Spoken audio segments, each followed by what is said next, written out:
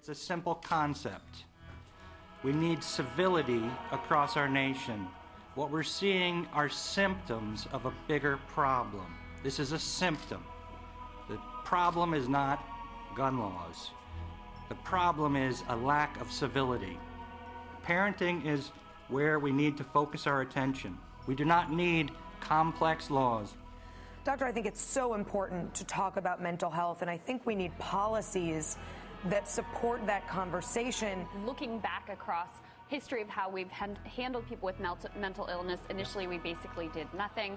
Then there was a reform movement in the late 19th century which basically created this vast system of state mental hospitals, and the norm was to institutionalize people. Then in the 60s there was a backlash against that, and now some are arguing we've gone too far in terms of deinstitutionalizing, that even people who are crying out for help for their loved ones, who know that they are a danger to themselves and to others, can't get them the long-term care treatment that they need.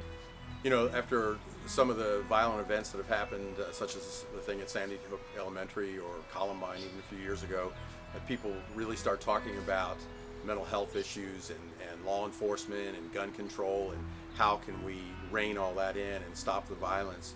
And the problem is, you can put together all kinds of programs for mental health.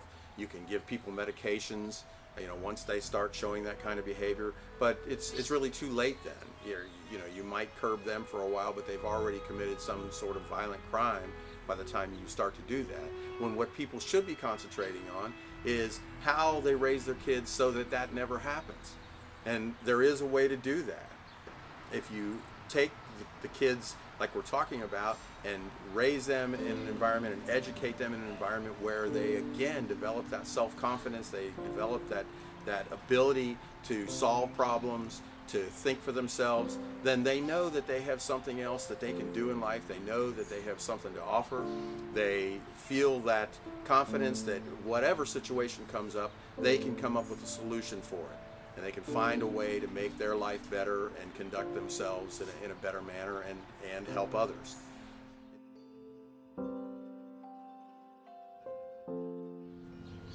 I would say that that's exactly what I'm fighting against, because what I want our educators and caregivers to do is to put a child in a situation, an environment, an activity where they have to think for themselves, where they have to make decisions, where they have to use their imagination and come up with ideas, and that we're not telling them how something should be done, and it can only be done one way, that it can only be this way.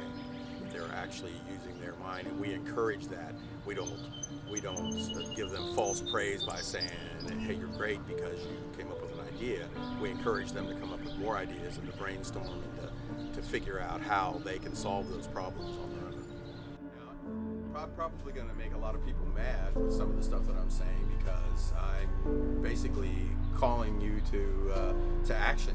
I'm saying that, you know, if you want things to change, if you want your kids to grow up in an environment where they have an opportunity and where they use their own minds to take care of themselves, then you have to invest now. You have to invest some time.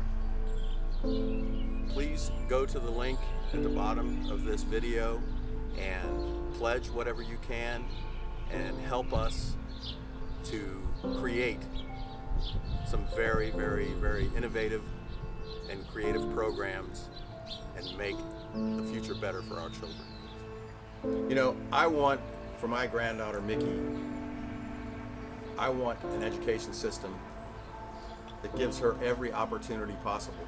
And I know that that's not going to happen by itself.